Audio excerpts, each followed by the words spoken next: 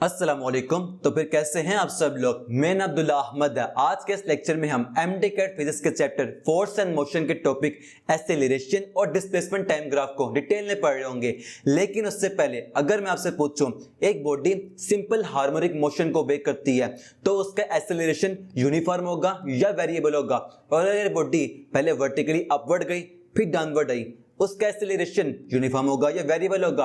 अगर बात करें ग्राफ की तो ग्राफ की स्लोप कब इंक्रीज करती है, कब डिक्रीज करती है, कब पॉजिटिव होती है, कब नेगेटिव होती है और कब वो कांस्टेंट होती है, कब वेरिएबल होती है, सारे के सारे कॉन्सेप्ट आज के इस लेक्चर में हम कंप्लीटली कवर कर रहे होंगे। चलो स्टार्ट करते हैं। आपको ये नोट्स ना एलएमएस पर एज अ गिफ्ट मिल जाएंगे। सबसे पहले आता है एक्सेलरेशन। तो डिफाइन क्या है इसकी, rate of change of velocity called as acceleration. इसके नीचे आगे इसका यूनिट आ गया, वो क्या है, A is equal to change in velocity over time. इसका एक और यूनिट है, वो क्या, A is equal to F over M।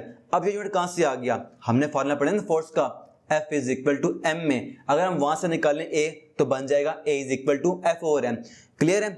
अब यहां से हमें पता लगती है दो बातें, वो क्या, कोई डायरेक्शन होगी वो A की, वो अलोंग वेलोसिटी भी होगी और अलोंग फोर्स भी होगी। कहां से, हमें देखा ये फार्मूला से। अब इसके बाद अगर बात करें यूनिट की तो एक्सेलरेशन का एक यूनिट है हमारे पास मीटर पर सेकंड स्क्वायर। इसका एक और यूनिट है, वो क्या, न्यूटन पर किलोग्राम। अब ये कहां से आ गया, पता होता कि अक्सर एमसीक्यूज में उनके स्टेटमेंट ने और ऑप्शन में यूनिट दिया होता है न्यूटन पर किलोग्राम और बच्चे सोचते हैं ये है किसी की यूनिट है, हमें फार्मूला कौन सा लगाएं। तो यूनिट हमारे पास एक्सेलरेशन का है, वो कैसे, हमने फार्मूला पढ़ा ना, A is equal to F over M। F से न्यूटन आ गया और मास से किलोग्राम आ गया। बिल्कुल जिस तरह हमारे पास A का यूनिट क्या है, A का यूनिट मीटर पर सेकंड स्क्वायर है, वो कहां से आया था, चेंज इन वेलोसिटी और टाइम से आया था। वैसे ही एक्सेलरेशन का एक और यूनिट है न्यूटन पर किलोग्राम, ये कहां से है, A is equal to F over M से है। क्लियर है। अब हम निकालते हैं डायमेंशन क्या होगी एक्सेलरेशन की। हमने करना क्या डायमेंशन में, हमने सिंपली जो होता है SI यूनिट वहां पर दिए गए मास को M से शो करना होता है, लेंथ को L से शो करना होता है और टाइम को T से शो करना होता है। अब यहां पर देखें यूनिट में मीटर पर सेकंड स्क्वायर, या हमारे पास मास तो है नहीं है तो m 0 आएगा और मीटर की पावर 1 है L 1 होगा और सेकंड -2 है तो t -2 आ जाएगा। क्लियर है।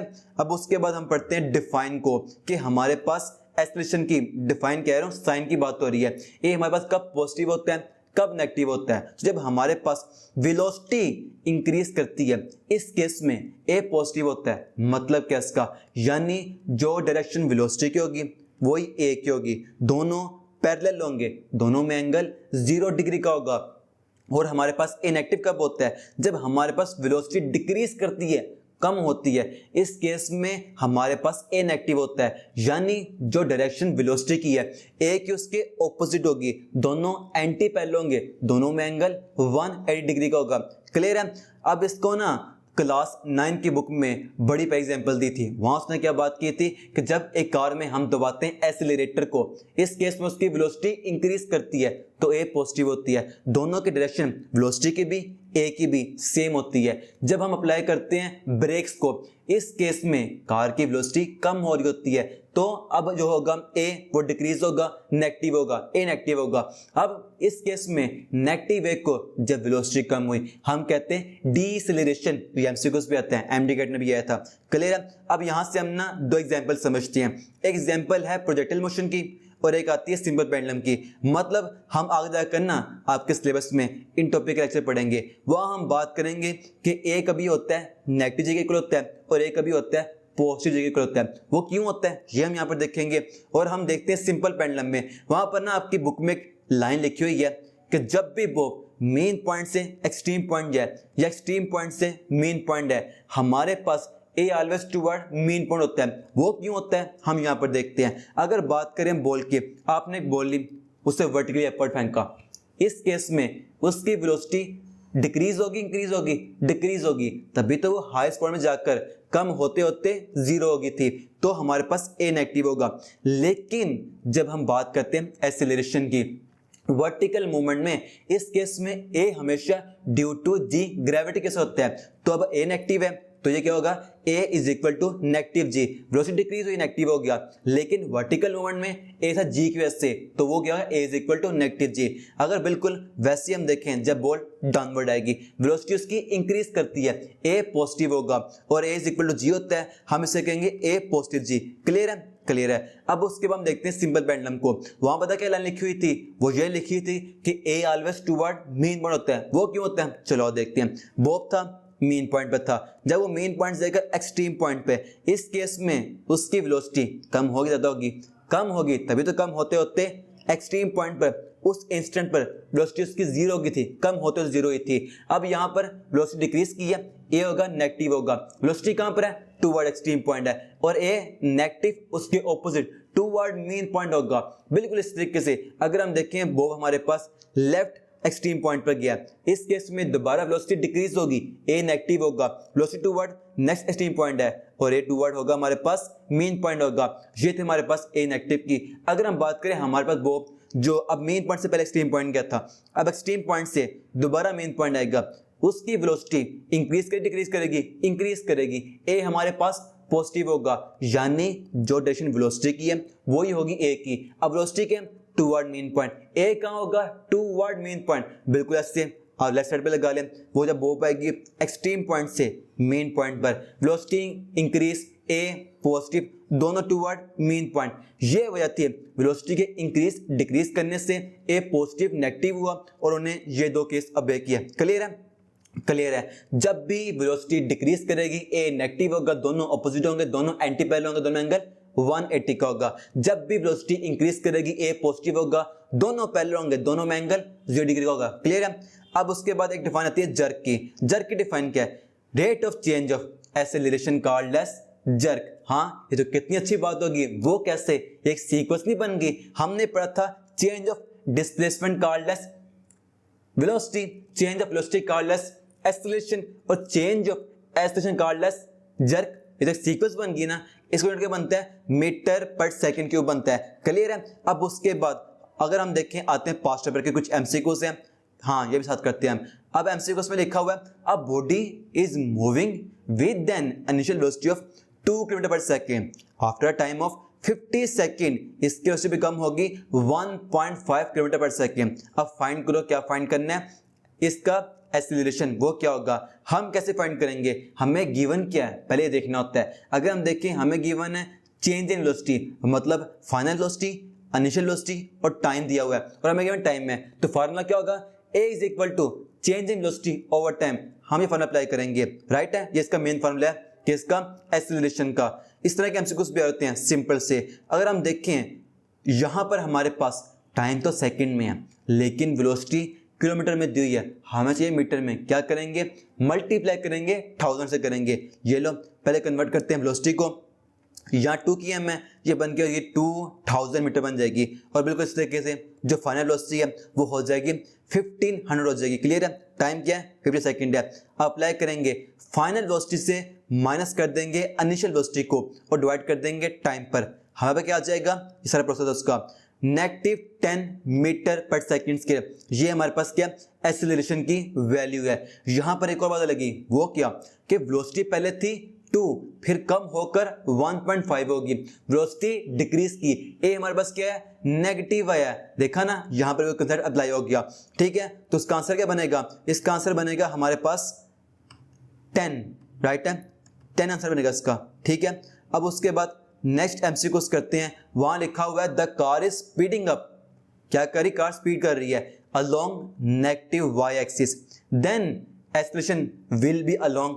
पूछ क्या रहे हैं, वो पूछ रहे हैं एक कार है वो नेगेटिव वाई एक्सिस में वेलोसिटी इंक्रीज कर रही है, तो उसकी ए की डायरेक्शन क्या होगी, हमने पढ़ा तो अभी है, जब भी वेलोसिटी इंक्रीज करेगी ए पॉजिटिव होगा, यानी दोनों की डायरेक्शन सेम होगी। अप्लाई हो गया ना, ये लास्ट का एमसीक्यूज है 2023 का। और क्या इसका आंसर होगा, नेगेटिव वाई एक्सिस होगा, क्योंकि हमारे पास वेलोसिटी इंक्रीज करने से ए पॉजिटिव था, दोनों क्वेश्चन सेम थे, दोनों पैरेलल हैं, दोनों में एंगल 0 डिग्री का है। कभी कभी पूछ लेता है, राइट है। एक और एमसीक्यूज है, ये मुकम्मल उसके लिखी हुई है, एक्सप्लेनेशन हर आंसर की लिखी हुई है एमसीक्यूज की, राइट है। अब उसके बाद एमसीक्यूज है the time rate of change of velocity called as acceleration. इस तरह के सिंपल एमसीक्यू सारे होते हैं, एमडी कैट की बात ही हो रही है, ठीक है। अब उसके बाद नेक्स्ट हम देखते हैं टाइप ऑफ एसिलेशन कितनी है, 4 टाइप हैं। नंबर 1 पे क्या है, एवरेज एसिलेशन। हम कैसे फाइंड करते हैं एवरेज एसिलेशन को, तो इसका फार्मूला है average acceleration is equal to total change in velocity over total time, हम इससे फाइंड करेंगे। अब उसके बाद नेक्स्ट आती है इंस्टेंटेनियस एसिलेशन। ये कैसे फाइंड करते हैं, यहां पर हमने ना सिंपली एसिलेशन को एक बहुत छोटे टाइम टेबल के लिए, कितना छोटा कि जब टाइम अप्रोच करे जीरो को, जीरो हो नहीं उसको अप्रोच करे, इतने कम टाइम के लिए, एक लम्हे के लिए, एक इंस्टेंट के लिए फाइंड करते हैं। तो फार्मूला क्या होगा इसका, फार्मूला इसका भी सेम होगा। पहले अप्लाई करेंगे हम यहाँ पर change in velocity of time लिखेंगे, लेकिन यहाँ पर हम लगा देंगे लिमिट कि टाइम हमें इतना कम होना चाहिए कि वो अप्रोच करें जीरो को। इसको सोल्व करने हमसे कुछ नहीं आते हैं, पास्ट पेपर में मैंने चाहिए ना आपके लिए, वहां पर हमसे कुछ ये तो नहीं है कि सोल्व करो इन्हें, बस आपको सिंपली फार्मूला पूछ लेगा।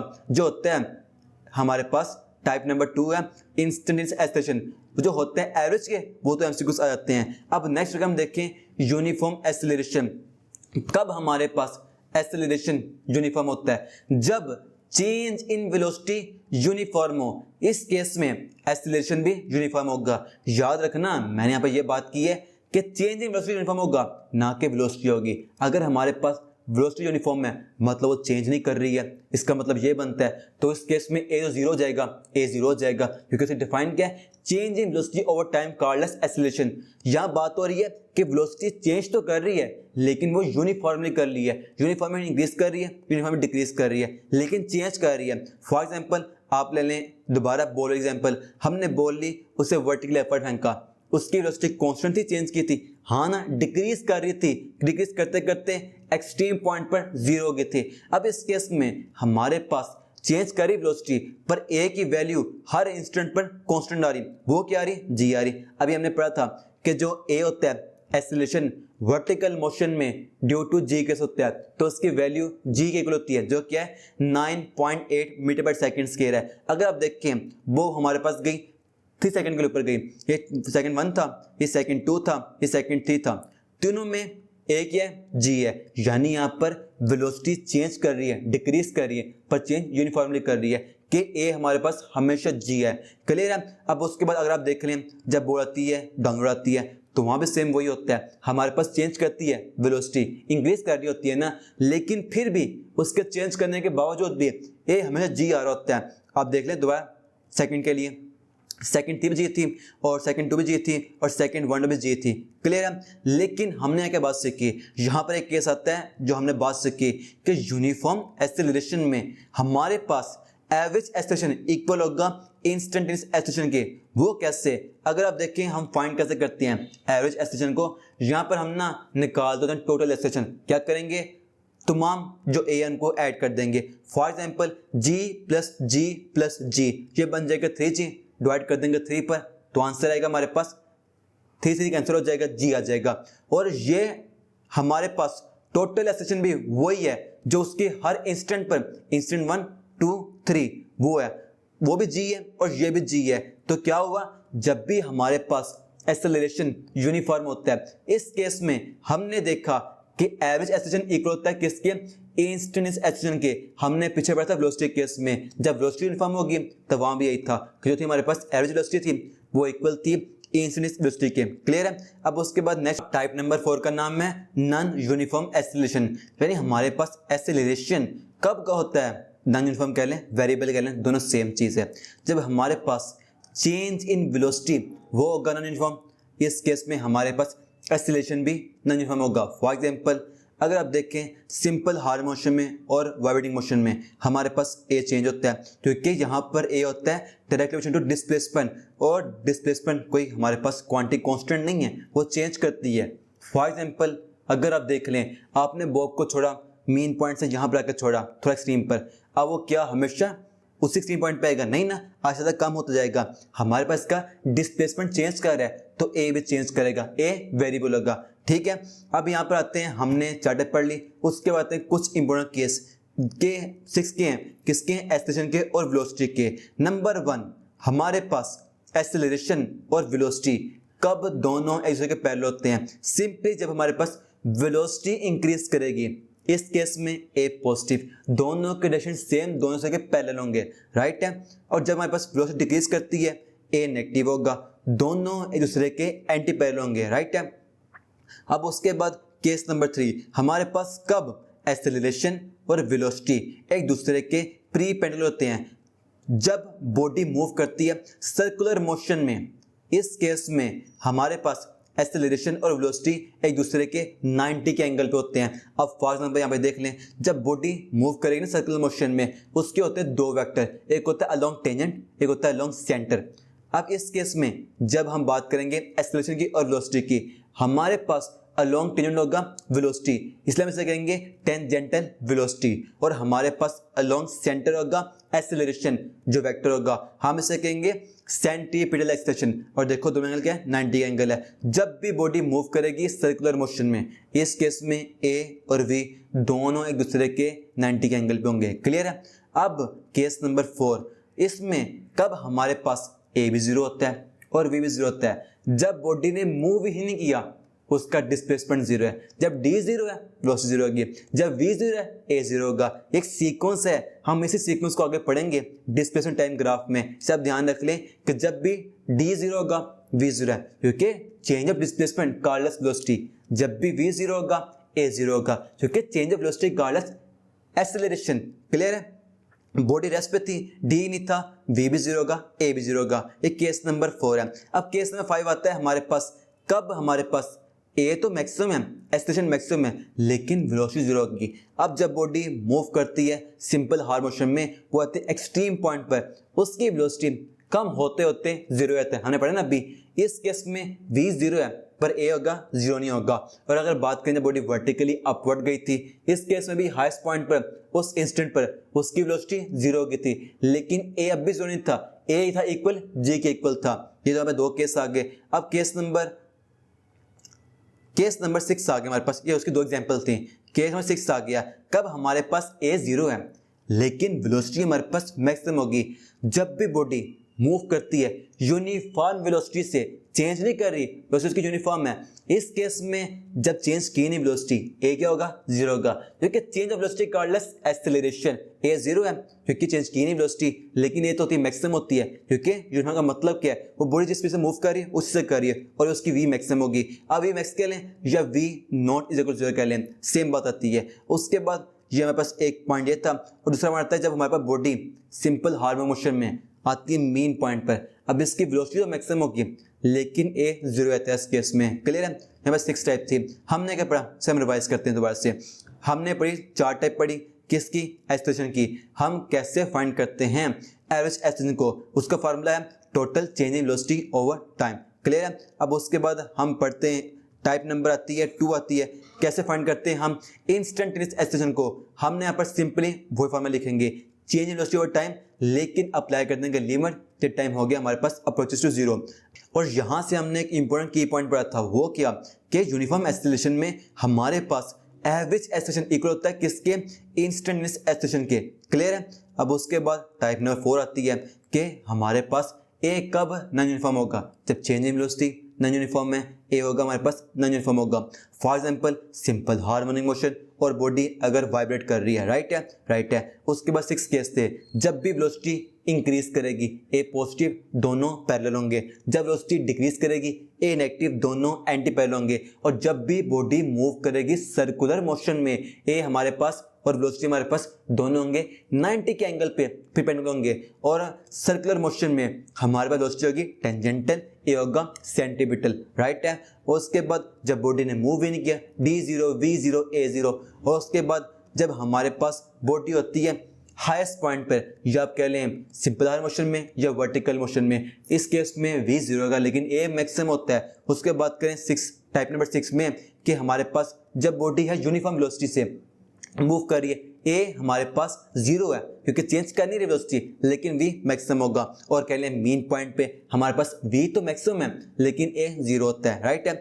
अब आती है ग्राफ। मैंने ग्राफ का लेक्चर जो 1 था ना, वहाँ पे ग्राफ की बात की थी, लेकिन वहाँ पर ना पूरी एंटायर फिजिक्स के कुछ तो इंपॉर्टेंट पॉइंट वो पढ़े थे, लेकिन यहाँ हम ग्राफ को बेसिक से लेकर एडवांस तक कंप्लीटली पढ़ होंगे, क्योंकि ग्राफ वाले क्वेश्चन ना जो बता देता है इंटर एग्जाम उसके एक ढूंढना ख्वाब होते हैं। लेकिन मैं वो गारंटी देता हूँ अगले चंद मिनटों में कुछ ट्रिक्स को यूज करके ना आपके लिए ग्राफ को इतना मजेदार बना दूंगा क्या वो ग्राफ से और मुझसे मोहब्बत करवा दूंगा। हाँ चलो देखते हैं। सबसे पहले हमारे पास ग्राफ की दो टाइप आती हैं। हमने ग्राफ की दो बातें पढ़नी है, एक उसके स्लोप के बारे में पढ़ना है, एक ग्राफ के एरिया के बारे में पढ़ना है। अगर बात करें हम स्लोप की तो ग्राफ का स्लोप है, एक और नाम इसका क्या है, ग्रेडियंट है। स्लोप को हम कहते हैं ग्रेडियंट कहते हैं। स्लोप क्या होती है उसकी, वो ग्राफ में लाइन होती है ना, ग्राफ का ढलवान कह लें, तिरछापन कह लें, इसे ग्राफ के स्लोप कहते हैं। इसको फाइंड करने के दो फार्मूलास हैं। नंबर वन क्या है, tan theta is equal to perpendicular over base. जो ग्राफ में होता है ना वर्टिकल लाइन से कहते हैं प्रीपेंडिकुलर होती है, और जो ग्राफ में होती है बेस से बेस कहते हैं,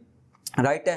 इसी का एक और फार्मूला फाइंड करने का, slope m is equal to del Y over del X, ये फार्मूला है। क्लियर है। अब फॉर एग्जांपल मैं आपसे पूछता हूं कि ये ग्राफ दिया हुआ है, किसका, डिस्प्लेसमेंट टाइम ग्राफ दिया हुआ है, इसकी स्लोप क्या होगी, ऐसे एमसीक्यू बताते हैं। तो यहां पर हम कैसे फाइंड करेंगे, ट्रिक क्या इसकी, आपने सिंपली फार्मूला लिखना है। पहले जो आपसे पूछ रहा है स्लोप पूछ रहा है, हम लिखेंगे फार्मूला किसका, डिस्प्लेसमेंट का, वो क्या, D is equal to V over T. हमने करना क्या है, जब भी पूछ रहा है स्लोप पूछ रहा है, जो वैल्यू होगी हमारे पास y एक्सिस पर से डिवाइड कर देंगे, जो वैल्यू हमारे पास है x एक्सिस पर हमारे पास आ जाएगी स्लोप की वैल्यू। अब यहां पर क्या कर लेंगे, हमारे पास y एक्सिस पर कौन है, डिस्प्लेसमेंट है, x पे कौन है, टाइम है, तो डी क्या आ जाएगा, वेलोसिटी के इक्वल आ जाएगा। तो डिस्प्लेसमेंट टाइम ग्राफ स्लोप क्या होती है, वेलोसिटी होती है। ये तरीके हमारे पास स्लोप फाइंड करने का। वो कोई भी ग्राफ दे आप फॉर्मूला लगाएंगे, जो वैल्यू हमारे पास y एक्सिस पर है डिवाइड कर देंगे x पर और आ जाएगी हमारे पास स्लोप की वैल्यू। अब बेसिकली हमने स्लोप में पढ़नी है 6 चीजें। स्लोप कब पॉजिटिव होता है, कब नेगेटिव होता है, कब इंक्रीज डिक्रीज करता है, और कब वो वेरिएबल होता है, ये कह लें नॉन यूनिफॉर्म होता है, और कब हमारे पास वो कांस्टेंट या यूनिफॉर्म होता है। हमने 6 पढ़नी है। कुछ ट्रिक्स हैं, वैसे तो मेथड बहुत हैं, लेकिन मैं आपको ना बताऊंगा वो जो याद भी सकते हैं और सिंपल भी हो, क्योंकि हमने सारे नहीं पढ़ने होते हैं, अप्लाई कोई एक करना होता है वो भी काम कर जाता है, इसलिए हम जो सिंपल वाले वो पढ़ेंगे। अब फॉर एग्जांपल पहले हम पढ़ते हैं स्लोप का पॉजिटिव होगी नेगेटिव होगी, तो आपने कुछ पॉइंट याद रखने हैं। और जब भी हमारे पास स्लोप का एंगल 90 से ज़्यादा होगा और स्लोप हमारे पास सेकेंड क्वाड्रेंट में और फोर्थ क्वाड्रेंट में होगी, इस केस में स्लोप हमारे पास नेगेटिव होगी। बेसिकली आपने याद रखना है एमसीक्यूज के लिए, अगर स्लोप हमारे पास फर्स्ट क्वाड्रेंट में, थर्ड में पॉजिटिव होगी, अप्लाई करने के लिए हम याद रखेंगे जब भी एंगल उसका 90 से कम में स्लोप पॉजिटिव है, राइट है। अब फाइनल मैं आपसे पूछता हूँ, ये ने बनाया हुआ ग्राफ, ये क्या है, 0 डिग्री, 90, 180, 270, ये स्लोप हमारे पास है। स्लोप क्या है, 90 से कम है, देखो ना 90 से कम स्लोप आ रही है, तो इसकी स्लोप क्या होगी, पॉजिटिव होगी, और हमारे पास फर्स्ट क्वाड्रेंट में है और थर्ड में है। और जब भी हमारे पास स्लोप होगी 90 से अबव होगी और वो होगी सेकंड क्वाड्रेंट में या फोर्थ में होगी, इस केस में स्लोप क्या होगी, नेगेटिव होगी। क्लियर है। अब फॉर एग्जांपल मैं आपसे पूछता हूं एमसीक्यूज में, हमें ग्राफ दिया हुआ है, डिस्प्लेसमेंट टाइम ग्राफ है, इसकी स्लोप बताएं, पॉजिटिव है नेगेटिव है। वेरी सिंपल, ये देखो ना, ये हमारे पास कौन से क्वाड्रेंट में, फर्स्ट में है, इसका एंगल क्या है, 90 से कम में, स्लोप होगी पॉजिटिव होगी। अब एमसीक्यू नंबर 2 है, दोबारा ग्राफ कौन सा है, डिस्प्लेसमेंट टाइम ग्राफ है। अब वो कहता है स्लोप इसकी क्या होगी, वेरी सिंपल, दोबारा देखो ये क्वाड्रेंट कौन सा है, फर्स्ट है, स्लोप अभी पॉजिटिव होगी। नहीं, ऐसी बात नहीं है। वो कैसे, आपने फाइंड किया गलत क्वाड्रेंट को, उसको फाइंड करने का तरीका क्या है, आपने जो हमारे पास होगी स्लोप होगी, जब भी वो पास करेगी ना बेस लाइन से, उस पर एक लाइन खींचनी है, ये लाइन शो करेगी 90 के एंगल को शो करेगी। और आप बताएं स्लोप क्या, 90 से कम, 90 ज़्यादा है, 90 ज़्यादा है, इस केस में स्लोप पर नेगेटिव होगी। फाइंड कैसे करना है, जिस पॉइंट पर बेस से गुजरी है स्लोप, वहां पर एक लाइन लगाएंगे, वो लाइन शो करेगी 90 के एंगल को। अब हमने देखना है अगर उसका एंगल 90 से कम है पॉजिटिव, 90 से ज्यादा है नेगेटिव। क्लियर है। तो यहाँ क्या होगी, 90 से अबव एंगल उसका, ये होगी नेगेटिव होगी। क्लियर है। चलो अब की पॉइंट क्या थे, जब भी हमारे पास एंगल 90 से कम होगा और स्लोप हमारे पास सेकंड फर्स्ट में और थर्ड क्वाड्रेंट में होगी, इस केस तो हमारे पास क्या होगी, पॉजिटिव होगी। और जब भी हमारे पास एंगल 90 से अबव होगा, ज्यादा होगा स्लोप का, तो हमारे पास तब होगी सेकंड क्वाड्रेंट में और फोर्थ में होगी, इस केस में हमारे पास स्लोप क्या होगी, नेगेटिव होगी। क्लियर है। अब हम पढ़ते हैं हमारे पास स्लोप कब इंक्रीज करेगी, कब डिक्रीज करेगी। मेथड तो बहुत से हैं, पर हम यहाँ पर सिंपल पढ़ते हैं तो याद रखना आसान होगा। तो जब भी हमारे पास स्लोप मूव करेगी एक्स एक्सिस जो कि होता है हॉरिजॉन्टल, उससे वाई एक्सिस जो कि होता है वर्टिकल। इस केस में स्लोप हमारे पास इंक्रीज करेगी, और जब भी हमारे पास स्लोप मूव करेगी वाई एक्सिस जो कि होता है वर्टिकल से एक्स एक्सिस जो कि होता है हॉरिजॉन्टल, इस केस में स्लोप हमारे पास डिक्रीज करेगी। तो क्या मतलब बना, जब भी हमारे पास स्लोप में जाना toward Y axis slope increase कर रही है, और जब भी हम देखेंगे स्लोप जाए टुवर्ड एक्स एक्सिस स्लोप हमारे पास डिक्रीज करेगी। क्लियर है। अब उसके बाद ये वाला ठीक हो गया। अब हम करते हैं कुछ इंपोर्टेंट एमसीक्यूज। आपसे एमसीक्यूज क्या पूछता है, वह पूछता है कि बताएं slope of displacement time graph वो क्या होगी, कैसे फाइंड करेंगे। सिंपल तरीका है, मैंने आपको बताया था, अगर फाइंड करनी स्लोप आप लिखेंगे फॉर्मूला, और जो वैल्यू वाई एक्सिस पे है डिवाइड कर देंगे उसको वैल्यू जो है एक्स एक्सिस पे, हम निकाल लेंगे स्लोप। फॉर्मूला क्या है, d is equal to V into T. हम करेंगे डी ओ टी क्या हो जाएगा, वेलोसिटी हो जाएगा, हमने फाइंड किए थे ना। तो स्लोप ऑफ डिस्प्लेसमेंट टाइम क्या होगी, वेलोसिटी होगी, और स्लोप ऑफ डिस्टेंस टाइम क्या होगी, स्पीड होगी। स्लोप ऑफ वेलोसिटी टाइम क्या होगी, वो होगी हमारे पास ए, एक्सेलरेशन होगी, और slope of acceleration time graph वो क्या होगी, ये होगी जर्क के इक्वल होगी, हमें फॉर्मूला पढ़ना अब इसका। उसके बाद है slope of momentum time graph क्या होगी, डिफाइन क्या इसकी, time rate of change of momentum called as force, इसकी स्लोप क्या होगी हमारे पास एफ होगी, यानी POT is equal to F होता है। और स्लोप ऑफ क्या होगी, वर्क डन टाइम क्या होगी, ये होगी हमारे पास पावर के इक्वल होगी, और slope of current voltage graph equal होगी कंडक्टेंस से। क्लियर है, ये कुछ स्लोप थी। अब आता है हमारे पास एरिया ऑफ ग्राफ, ये आ गया हमारे पास उसके नंबर 2 पॉइंट होता है, हमने जो ग्राफ में पढ़ना होता है। पहले स्लोप थी, हमने वो क्लियर कर ली। अब आता है एरिया, हम कैसे ग्राफ का फाइंड करते हैं एरिया। तो यहाँ बस सिंपली जो हमारे पास हो गया परपेंडिकुलर, उसको इस बार मल्टीप्लाई करेंगे जो होगी बेस पे। क्लियर है, जब फाइंड करना है एरिया आपने करना है मल्टीप्लाई, किसको, परपेंडिकुलर को बेस से मल्टीप्लाई करना है। क्लियर है। अब फॉर एग्जांपल आपसे पूछता है एक ग्राफ दिया हुआ है, ग्राफ कौन सा है, एक्सेलरेशन टाइम ग्राफ दिया हुआ है, वो कैसा सा एरिया क्या होगा, फार्मूला क्या है, दोबारा फार्मूला लगाएंगे।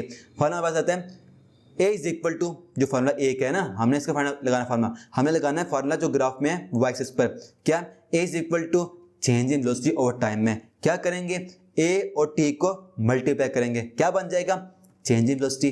तो हमारे पास area of acceleration time graph क्या होगा, चेंज इन वेलोसिटी इक्वल होगा। क्लियर है। अब इसका कुछ शेप आती हैं, उनके एरिया फाइंड करने के तरीके हैं जी, इसको मैंने बताया तो है, जो लेक्चर हमारे पास बेसिक था, टिक का लेक्चर था, वहां तो बताया, लेकिन अब यहाँ तो तने कंप्लीट डन है तो अभी मैंने ऐड कर दिया। सिंपल तरीका है, जब भी आप फाइंड करेंगे एरिया ऑफ रेक्टेंगल को मल्टीप्लाई कर देंगे परपेंडिकुलर को बेस से, जो वैल्यू होगी हमारे पास ना परपेंडिकुलर पर, सो मल्टीप्लाई कर देंगे जो वैल्यू हमारे पास होगी बेस पर। क्लियर है। उसके बाद जब भी हमने फाइंड करना है ट्राइंगल का एरिया, उसको हाफ कर देंगे, क्योंकि देखो ना ट्राइंगल हाफ है ना किसके, रेक्टेंगल के, राइट है। तो क्या हो जाएगा, A is equal to half perpendicular into base हो जाएगा। ये फाइंड करने का तरीका है एरिया ऑफ ट्राइंगल का, राइट है। अब जब फाइंड करेंगे हम एरिया ऑफ सर्कल, कैसे फाइंड करेंगे, क्या फॉर्मूला होता है इसका, A is equal to pi r square. Area of semi circle क्या होगा, half into pi r square, क्योंकि सर्कल का तो हाफ है ना। क्लियर है। अब आती है मेन चीज, हम कैसे फाइंड करते हैं एरिया ऑफ ट्रापीजियम। ट्रापीजियम सबसे पहले डिफाइन किया है, ट्रापीजियम की वो शेप जिसकी दो साइड एक दूसरे के पैरेलल होती हैं, ऐसी शेप को हम कहते हैं ट्रापीजियम। ये देखो ना, ये ए और बी हमारे पास ये आपस में पैरेलल हैं, राइट है। तो फाइंड कैसे करेंगे एरिया, इसका तरीका है area is equal to half into sum of both parallel side multiply by height. Height क्या है, जो हमारे पास डिस्टेंस है ना ए और बी कितनी हाइट है, ये हमारा फाइंड करने का तरीका है एरिया ऑफ ट्रापीजियम का। क्या फार्मूला है, A is equal to half of sum of both parallel side A plus B into height H, right है, राइट है। अब उसका कुछ एरिया आते हैं, जैसे अगर आपसे पूछे area of acceleration time graph वो क्या होगा, हमने क्या फाइंड किया था अभी, वो पढ़ा ना हमने, क्या चेंज इन वेलोसिटी होगा। ये देखो ना चेंज इन वेलोसिटी होगा, कैसे आएगा, जो वैल्यू हमारे पास होगी वाई एक्सिस पर कर देंगे उसे मल्टीप्लाई एक्स एक्सिस से, आ जाएगा हमारे पास जो एरिया होगा, जो कि हमारे पास एडी ग्राफ का चेंज इन वेलोसिटी है। अब उसके बाद area of ST graph distance time graph वो क्या होगा, सिंपल स्पीड होगा। यही बच्चे गलती करते हैं, ऐसा नहीं है। वो क्यों नहीं है, मैंने आपको बात की हम फाइंड करें एरिया को ना के स्लोप को। हमने स्लोप में डिवाइड करना होता है, एरिया में मल्टीप्लाई करना होता है। अब यहाँ पर आप देखें एस टी है, फार्मूला क्या है, S is equal to V into T है, यही फार्मूला है ना। अगर आप मल्टीप्लाई करें एस और टी को, होता ही नहीं मल्टीप्लाई, बनता ही कोई फार्मूला नहीं, ये कोई है ही नहीं फिजिकल क्वांटिटी। तो ये क्या है, एक नॉन फिजिकल क्वांटिटी है। Area of S T graph याद रखना आपने। अब नेक्स्ट वो कहता है कि एरिया ऑफ वीटी ग्राफ क्या होगा, डिस्टेंस होगा, और एरिया ऑफ वीटी ग्राफ क्या होगा, डिस्प्लेसमेंट होगा। ये क्या, दोनों वीटी ग्राफ हैं, हमें कैसे पता लगेगा कौन डिस्टेंस है कौन डिस्प्लेसमेंट है। सिंपल, जब भी वो आपको स्टेटमेंट में कहेगा टोटल सम में एरिया, तो हम कहेंगे वो डिस्टेंस है। जब भी आपको कहेगा स्टेटमेंट में कि एरिया हमारे पास अलजेब्रिक सम में है, तो इस केस में वो हमारे पास होगा डिस्प्लेसमेंट होगा। फॉर एग्जाम्पल हम जो देखते हैं एक ग्राफ दिया हुआ है, यहाँ ग्राफ में जो भी एरियाज बेस से ऊपर हैं वो क्या होंगे, पॉजिटिव हैं, और जो भी बेस से नीचे वो क्या होंगे, नेगेटिव होंगे। जब भी हम फाइंड करेंगे टोटल सम को, इस केस में हम सिंपली एरिया को ऐड कर देंगे, हम नहीं कौन पॉजिटिव है कौन नेगेटिव है। तो हम ये करते होते हैं डिस्प्लेसमेंट में सिंपली ऐड करते हैं, डिस्टेंस में सिंपली ऐड करते हैं ना। तो यहाँ पर जब भी वो बात करेगा टोटल सम की, तो मतलब क्या है, वो सिंपली ऐड करने की बात कर रहा है, यानी वो डिस्टेंस की बात कर रहा है। तो total sum area of VT graph is equal to distance होगा। जब भी बात करेगा अलजेब्रिक सम की, इस केस में देखो a1 क्या पॉजिटिव है, हम पॉजिटिव लिख देंगे, a2 क्या नेगेटिव है, तो हमें करेंगे ऐड करेंगे नेगेटिव a2 एरिया को, और a3 क्या पॉजिटिव है, पॉजिटिव ऐड कर देंगे। इस केस में जब भी वो बात करेगा algebraic sum area of VT graph, तो वो होगा डिस्प्लेसमेंट होगा, राइट है। अब उसके बाद ये हमारे पास थे ए फाइंड करने देखे थे। अब हम करते हैं कुछ एमसीक्यूज पास्ट पेपर के। अब नेक्स्ट एक एमसीक्यूज आता है, यहाँ पे लिखा हुआ है the slope of displacement time graph is equal to, पूछा क्या हमसे, ग्राफ की पूछिए, स्लोप पूछिए, पूछा क्या स्लोप पूछिए, ग्राफ कौन सा है, डिस्प्लेसमेंट टाइम ग्राफ है। तो वो कैसे फाइंड करेंगे, डिवाइड करके, किसको, जो वाई एक्सिस पे है उससे एक्स एक्सिस से, राइट है। तो क्या आएगी हमारे पास, वेलोसिटी आएगी। और उसके बाद नेक्स्ट होता है हमारे पास ये लास्ट एक एमसीक्यू से UHS 2024 का, पूछा है कि हमसे in a velocity time graph area under graph is equal to, पूछा हमसे क्या, एरिया, ग्राफ कौन सा, वेलोसिटी टाइम ग्राफ है। कैसे फाइंड करते हैं, मल्टीप्लाई करके। एक तरीका तो है याद रखना, अगर याद ना भी रहा तो हम इसको फाइंड कर सकते हैं फॉर्मूले से भी, ट्रिक से भी। क्या करेंगे, मल्टीप्लाई करेंगे। तो VT इज इक्वल टू क्या होता है हमारे पास, एस कह लें डी कह लें, यहाँ पे कह दिया स्पीड, स्पीड तो नहीं होगा, वेलोसिटी भी नहीं होगा, हाँ डिस्टेंस हो सकता है, जो हमारे पास ए स्टेशन वो भी नहीं होगा। यहाँ पर क्या आंसर आएगा इसका, आंसर इसका आएगा distance covered by the object. जी इसका आंसर बनता है तो हमारे पास डिस्प्लेसमेंट है, लेकिन अगर वो नहीं दिया तो हम इसको डिस्टेंस कह सकते हैं। अगर पर डिस्प्लेसमेंट होता तो हम उसको कहते हैं, राइट है। ये उनके नीचे लिखी हुई है, आंसर भी लिखा हुआ है और एक्सप्लेनेशन भी लिखी हुई है। अब नेक्स्ट एमसीक्यू है, क्या पूछा उसमें, the acceleration can be determined by the gradient of, मतलब ऐसा कौन सा ग्राफ है जिसके ग्रेडियंट से, स्लोप से हम फाइंड कर सकते हैं किसको, एक्सेलरेशन को। तो वो कौन सा ग्राफ है, वेलोसिटी टाइम ग्राफ है, राइट है। ये था आपके पास लास्ट से कुछ एमसीक्यूज से, कौन से वाले थे, ग्राफ वाले थे। अब हम पढ़ते हैं हमारे पास डिस्प्लेसमेंट टाइम ग्राफ को, कितने होंगे, इस 7 ग्राफ होंगे। लेकिन उससे पहले आप कुछ टिप्स रिवाइज कर लें, इन टिप को यूज करते हैं जो टिप्स नहीं वाली। ग्राफ आपके लिए इतने सिंपल आसान मजेदार हो जाएंगे, फिंगर टिप पे आ जाएंगे। नंबर 1 पे क्या है, कब हमारे पास स्लोप कांस्टेंट होगी, जब भी हमारे पास स्लोप होगी स्ट्रेट लाइन, इस केस में स्लोप हमारे पास कांस्टेंट होगी। और जब भी हमारे पास स्लोप स्ट्रेट लाइन नहीं है, एक कर्व लाइन है, इस केस में स्लोप हमारे पास क्या होगी, यूनिफॉर्म होगी। और जब भी हमारे पास स्लोप का एंगल 90 से कम होगा, वो स्लोप हमारा पॉजिटिव होगी। और जब भी हमारे पास स्लोप का एंगल 90 से अबव होगा, इस केस में स्लोप हमारे पास नेगेटिव होगी। और जब भी हमारे पास स्लोप जाएगी टूवर्ड वाई एक्सिस, स्लोप क्या होगी हमारे पास, इंक्रीजिंग होगी। और जब भी स्लोप जाएगी हमारे पास टूवर्ड एक्स एक्सिस, स्लोप क्या होगी, डिक्रीज होगी। क्लियर है। ये थी 6 टिप्स थी स्लोप की, कब कांस्टेंट है, कब नॉन यूनिफॉर्म है, कब इंक्रीज करी, कब डिक्रीज करी, कब पॉजिटिव है, कब नेगेटिव है। क्लियर है। अब इसके बाद नेक्स्ट आती है हमारे पास 2 टिप्स आती हैं, किसकी, डिस्प्लेसमेंट की। इसका केस अलग है, जब भी हमारे पास स्लोप, हमारे पास जो डिस्प्लेसमेंट है कब वो इंक्रीज करेगा, जब भी हमारे पास स्लोप जाएगी अपवर्ड, इस केस में डी इंक्रीज करेगा। और जब भी हमारे पास स्लोप जाएगी डाउनवर्ड, इस केस में डी हमारे पास डिक्रीज करेगा। ये 2 टिप हैं डिस्प्लेसमेंट के। चलो आप पढ़ते हैं। पहले क्या, ग्राफ नंबर ये आ गया हमारे पास 1 आ गया। इसमें डिस्प्लेसमेंट क्या होगा, जो ग्राफ में 1 है उसका डिस्प्लेसमेंट क्या होगा, वो यूनिफॉर्म होगा क्योंकि स्लोप हमारे पास एक स्ट्रेट लाइन है, राइट है। और बात करें वेलोसिटी की, वो जीरो होगी क्योंकि हमारे पास डी चेंज नहीं कर रहा, चेंज इन डी जीरो है। तो जब डी जीरो है वेलोसिटी जीरो होगी। मैंने आपको बात की थी ना, हम इस ग्राफ में तीन चीज़ों को आपस में लिंक कर रहे होंगे। हम ग्राफ से निकालेंगे वैल्यू डिस्प्लेसमेंट की और डी से निकालेंगे वेलोसिटी की क्योंकि change in displacement cardless velocity, और वी से निकालेंगे ए की क्योंकि change in velocity cardless acceleration. और जो हमारे पास वैल्यू होगी वेलोसिटी की वो स्लोप की होगी क्योंकि हमारे पास डिस्प्लेसमेंट टाइम ग्राफ की स्लोप होती ही वेलोसिटी है, जो वेलोसिटी है वो स्लोप है, राइट है, राइट है। अब उसके बाद हमारे पास ग्राफ में 1 था ना, इसका v जीरो था क्योंकि हमारे पास d चेंज नहीं कर रहा, बॉडी वहीं की वहीं रेस्ट है, टाइम गुजरी जा रहा है लेकिन बॉडी मूव ही नहीं कर रही, क्या होगा, v जीरो होगा। और हमारे पास a भी जीरो होगा क्योंकि हमारे पास चेंज कर ही नहीं वेलोसिटी ना, v तो जीरो है, राइट है। अब उसके बाद चूंकि हमारे पास वेलोसिटी जीरो है तो स्लोप भी जीरो होगा क्योंकि दोनों सेम चीज़ है, राइट है। अब उसका ग्राफ नंबर 2 आता है। ग्राफ नंबर 2 ये है, इसमें डी क्या होगा, यूनिफॉर्म होगा क्योंकि स्लोप हमारे पास एक स्ट्रेट लाइन है, लेकिन डी इंक्रीज करेगा क्योंकि स्लोप अपवर्ड जा रही है। याद है ना, हमें पता था जब भी स्लोप जाएगी अपवर्ड, इस केस में डी इंक्रीज करेगा, क्लियर है।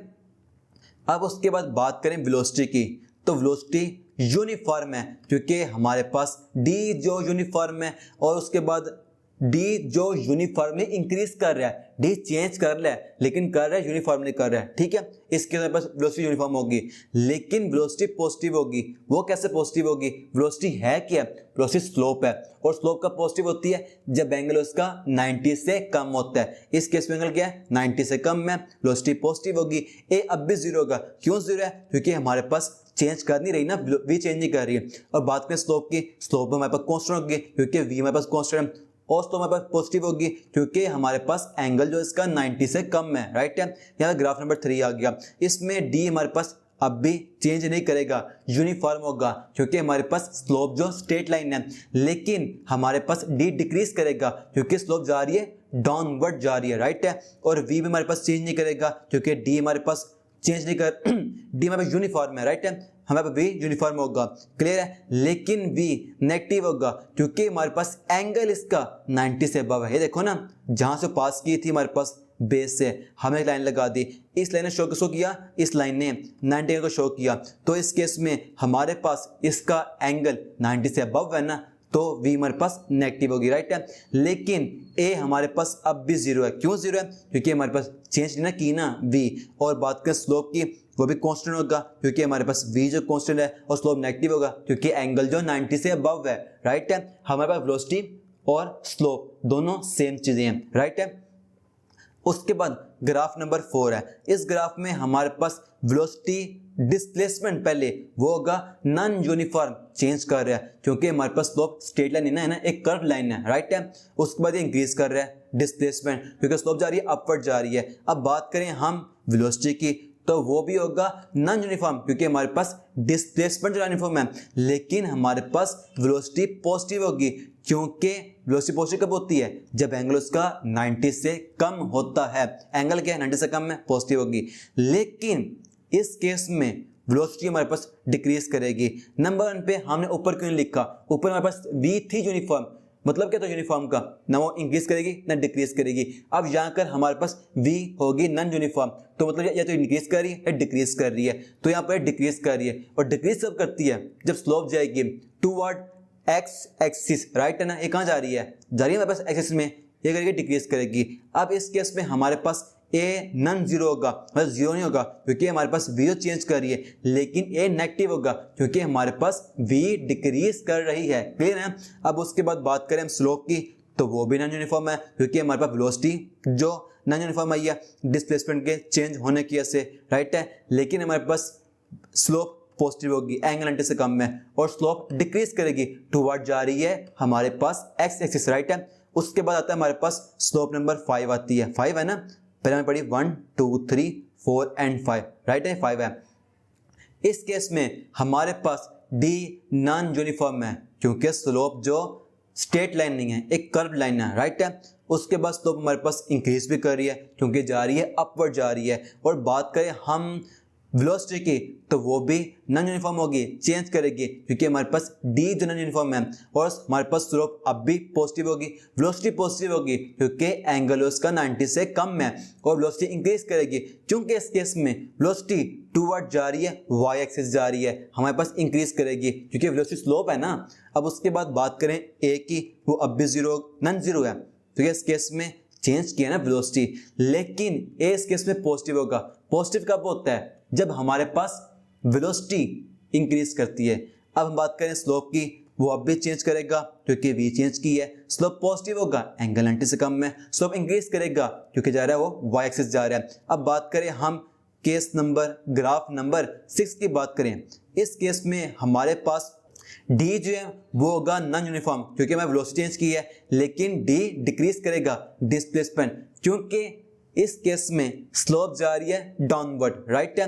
अब बात करें वेलोसिटी की, वो भी चेंज करेगी क्योंकि डी चेंज की है, और वेलोसिटी यहाँ पर नेगेटिव होगी क्योंकि इसका एंगल 90 से अबव है। ये देखो ना, हमने लाइन लगाई तो लगा मैं एंगल इसका 90 से अबव है, तो हमने कह दिया नेगेटिव है वेलोसिटी। लेकिन ग्राफ नंबर 6 में हमारे पास वेलोसिटी इंक्रीज करेगी, भले ही डिस्प्लेसमेंट डिक्रीज कर रहा है, स्लोप जा रही है डाउनवर्ड जा रही है, पर अब भी स्लोप वेलोसिटी सेम चीज है ना, स्लोप डाउनवर्ड है, लेकिन फिर भी वेलोसिटी इंक्रीज कर रही है। वो कर रही है क्योंकि मैंने पहले बात की थी, भाई हम स्लोप हैं, हम डिस्प्लेसमेंट नहीं है ना, हमें स्लोप के जाने से अपवर्ड से तलक है, हमें तलक है अगर गए आप एक्स एक्सिस, हम कहेंगे हम डिक्रीज कर रहे हैं, अगर आप कहेंगे हम जा रहे हैं वाई एक्सिस, चाहे वो अपवर्ड हो चाहे वो डाउनवर्ड हो, होना चाहिए वाई एक्सिस होना चाहिए, हम कहेंगे हम इंक्रीज ही कर रहे हैं। तो यहाँ पर वो जा डाउनवर्ड रही है, लेकिन जा कहाँ रही है, वाई एक्सिस वर्टिकल जा रही है। इस केस में हमारे पास स्लोप ने इंक्रीज ही करना है, वेलोसिटी ने इंक्रीज ही करना है। क्लियर है? ए अब भी नॉन जीरो होगा क्योंकि हमारे पास इस केस में वी चेंज किया ना, लेकिन ए पॉजिटिव होगा क्योंकि वेलोसिटी तो इंक्रीज करी थी, राइट है। अब बात करें हम स्लोप की, वो भी चेंज करेगा, वी चेंज की है, स्लोप नेगेटिव होगा, एंगल 90 से अबव था, स्लोप इंक्रीज करेगी, टुवर्ड जा रहा था हमारे पास वाई एक्सिस। अब बात करें हम ग्राफ नंबर 7 की, यहां पर हमारे पास डिस्प्लेसमेंट अब भी चेंज करेगा क्योंकि स्लोप एक स्ट्रेट लाइन नहीं है, एक कर्व लाइन है, राइट है।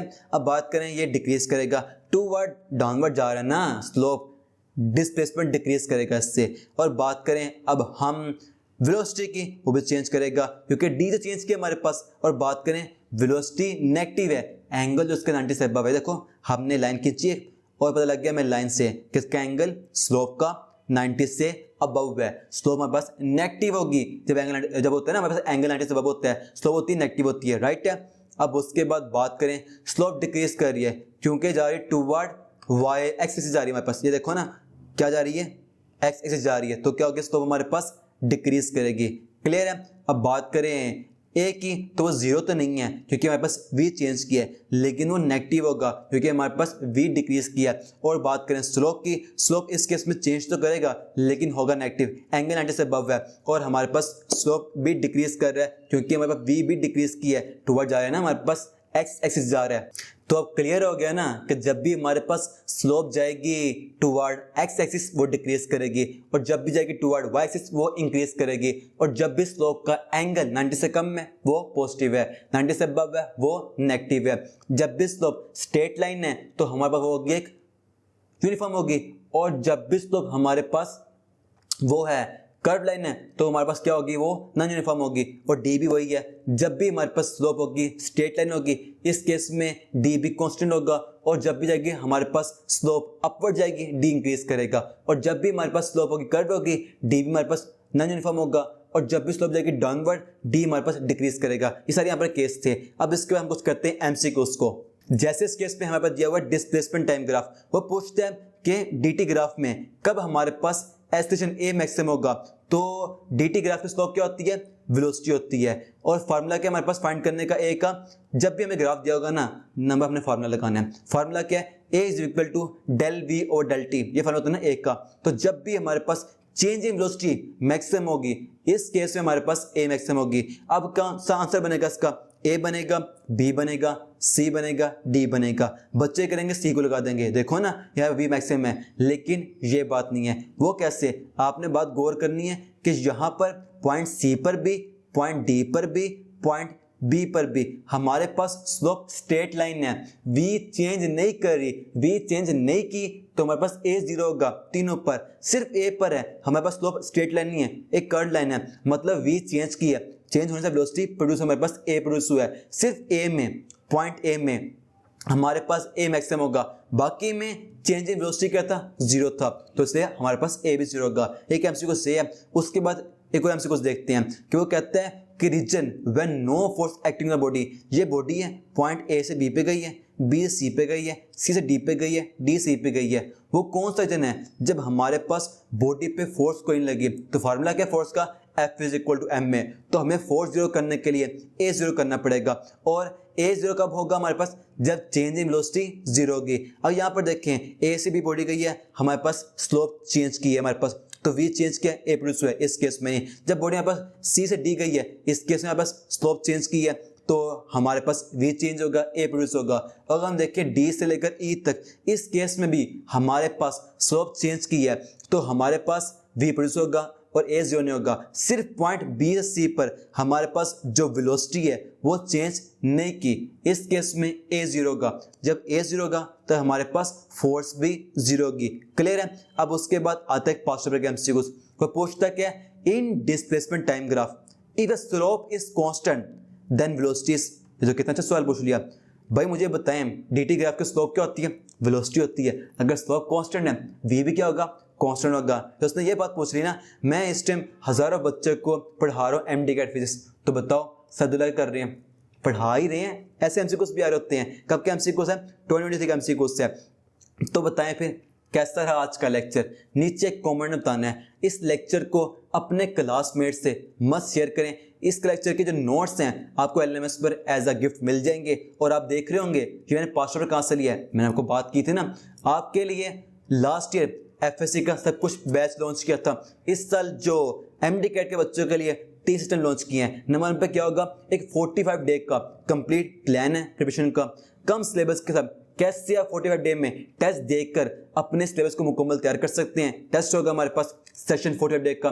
उसके बाद जो हमारे पास सिस्टम नंबर 2 है, वहां पर क्या होगा, एफएलपी होंगे, 17 एफएलपी हैं। उसी के दौरान 18 रिवीजन हो जाएगी, 8 रिवीजन हो जाएगी, 17 एफएलपी हैं। उसके बाद जो नंबर 3 पे आता है, पास्ट पेपर बैंक आता है, आपके bio, physics, chemistry, English, logical, reasoning, सबके एमसीक्यूज टॉपिक वाइज अरेंज है, और फिर उसके बाद उनके आंसर भी हैं और उनकी एक्सप्लेनेशन भी है, ये आपको मिल जाएंगे। और जो हमारे पास है चैप्टर जे वाला, इसका तो file as a demo available है, आपको लिंक मिल जाएगा, आप जाकर चेक कर सकते हैं। और मिलते हैं फिर नेक्स्ट ज़बरदस्त लेक्चर में, तब तक के लिए फी मान अल्लाह।